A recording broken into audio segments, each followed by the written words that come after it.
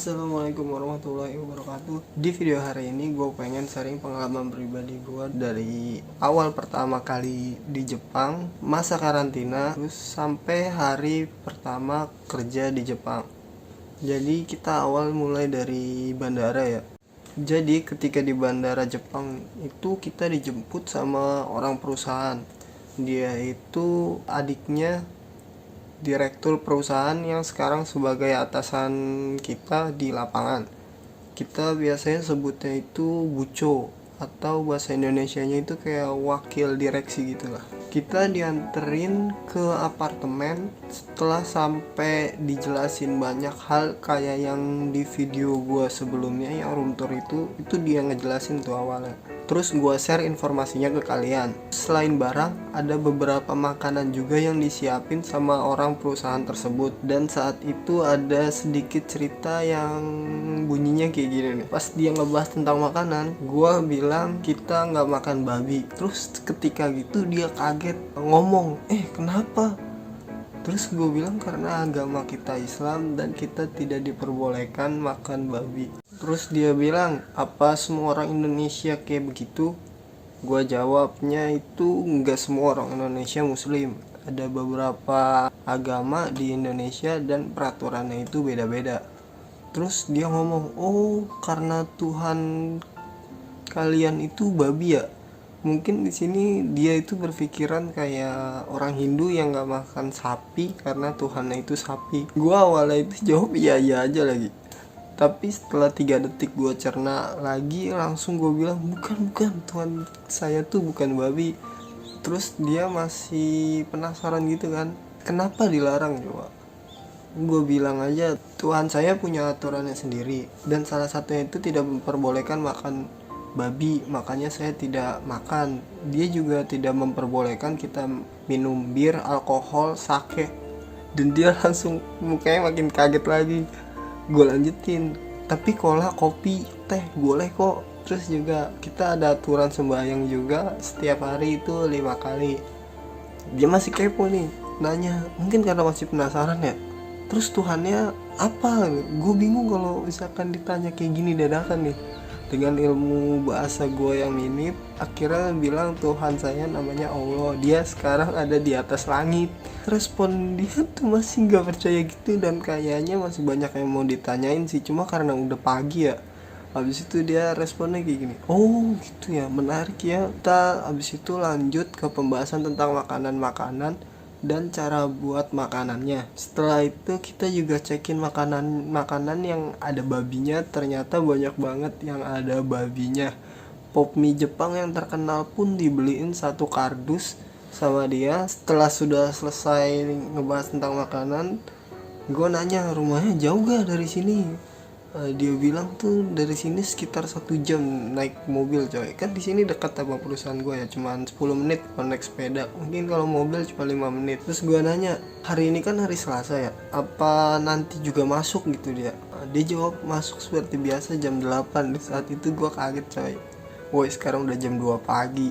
Dia sampai rumah itu jam 3, masuk lagi jam 8. Harus sudah di perusahaan, berarti dia jalan itu maksimal jam 7. Gila nih orang bener-bener. Pagi-pagi itu masih ngejelasin kita dengan nada semangat gitu. Dia juga bilang kalau misalkan ada masalah atau ada yang diperluin bisa chat di line aja. Jadi setelah sampai nih di Jepang itu punya peraturan kalau misalkan orang asing yang walaupun swabnya udah negatif itu harus karantina mandiri dulu selama 14 hari. Dan tugas kita selama karantina itu kita disuruh foto, cek suhu pakai termogan setiap hari, dikirim ke line-nya orang perusahaan tersebut. Juga kita disuruh bersih-bersih apartemen karena apartemennya tuh kayak udah lama nggak dipakai gitu, berbulan-bulan. Hal yang gue lakuin selama karantina itu cuma tidur, makan, main HP, review bahasa Jepang, sama kirim laporan COVID gitulah. Oh ya, setiap gue ngirim laporan mengenai COVID itu pasti dia nanyain ada masalah apa. Dia selalu bilang juga hari ini dingin ya, atau hari ini nggak terlalu dingin gitu. Gue pernah sekali jawab, iya hari ini dingin banget, saya pakai AC 27 derajat Celcius tapi muka saya malah kering pecah-pecah gitu. Tapi kalau dimatiin itu dingin banget. Terus sorenya itu setelah pulang kerja mungkin dia ya, jam 7-an apa, kita dibeliin Konatsu sama Koden coy, kayak yang di video gua sebelumnya itu. Terus juga dibawain tambahan makanan sama cola, kopi juga. Dalam hati gua, wah gila ini baik banget sih, serasa disambut gitu kan, gue jadi seneng gitu perasaan gua. Dia beberapa kali juga suka datengin ke apartemen ini bawa makanan dan barang yang sesuai sama masalah yang kita hadapi selama karantina. Terus di tengah-tengah karantina itu ada senior yang udah lama kerja di Jepang, beda perusahaan sih, sharing terus bilang gini, hati-hati nanti semua yang difasilitasin itu dipotong gaji, saya udah pernah pengalaman. Dan saat itu perasaan senang ini berubah jadi feel sad gitu coy, karena ngelihat makanan yang berlimpah ditambah barang-barangnya itu yang mahal-mahal, kayak kompor, microwave baru, mesin cuci baru. Dalam hati gua, ini semua berapa coy? Setelah saat itu kita langsung berhenti menyampaikan masalah-masalah yang ada karena takut setelahnya dipotong gaji. Terus ada hal yang gue khawatirin lainnya, perusahaan gue ini tuh kan otomotif gitu ya, dan gue lihat alat-alatnya di website itu gue nggak tahu sama sekali cara pakainya itu kayak gimana.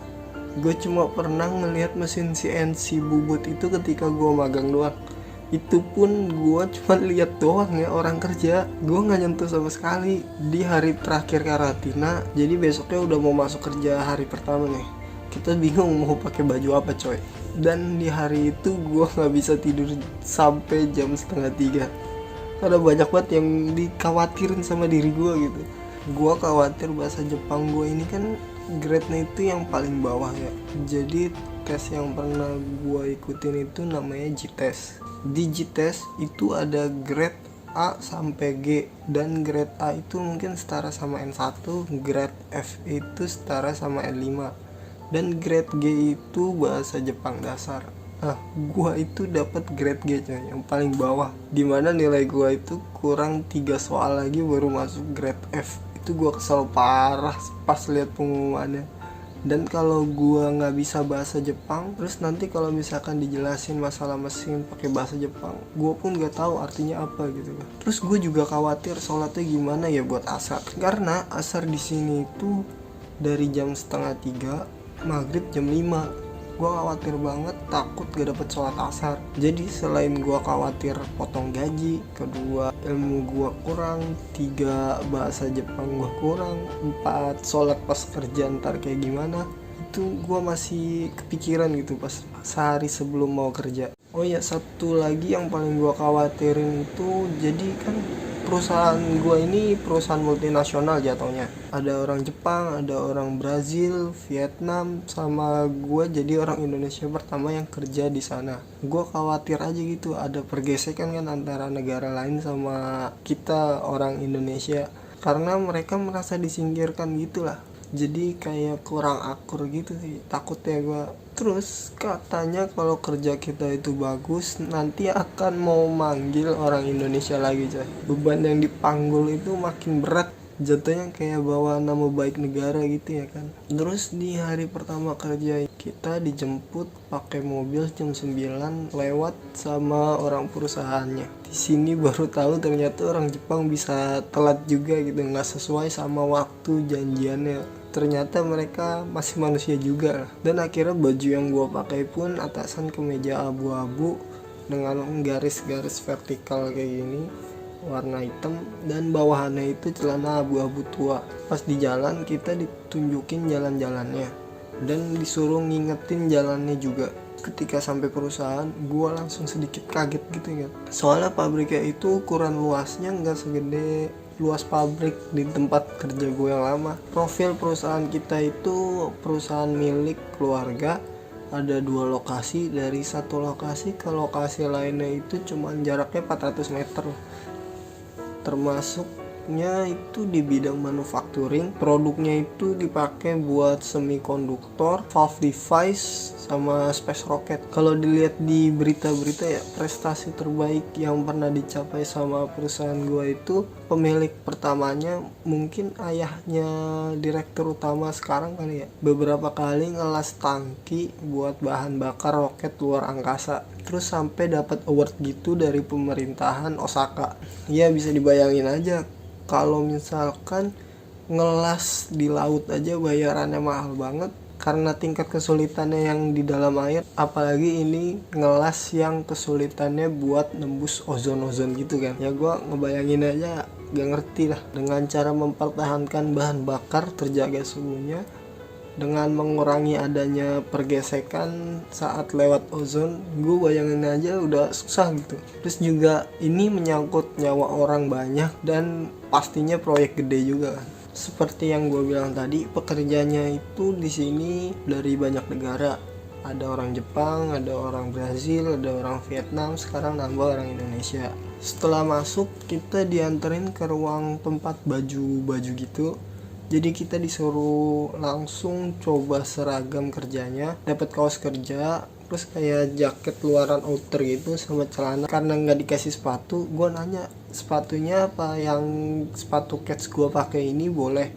Terus dia bilang, oh nanti kita beli di supermarket kalau sepatunya. Setelah itu penanggung jawab kita di Jepang itu datang, sekaligus orang yang dulunya ngetranslatein gua ketika wawancara. Di situ kita ngomongin kontrak kerja. Di kontrak itu